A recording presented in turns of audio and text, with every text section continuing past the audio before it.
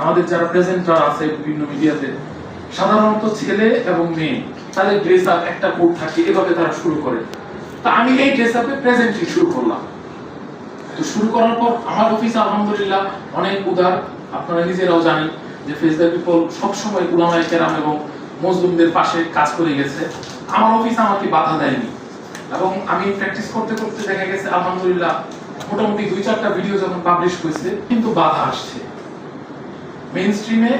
আমার উপর বাধা আসে নাই, কিন্তু আমার প্রতিষ্ঠানের উপর অন্য অন্য বড় 1-2জন যখন লেখালেখি করে, আমার ড্রেস থেকে ওইখানে যদি কেউ কমেন্ট করে যে আল কায়দার এক শাখা থেকে এখানে আসছে, এখন প্রেজেন্টিং করতেছে, এগুলো বলে স্বাভাবিক।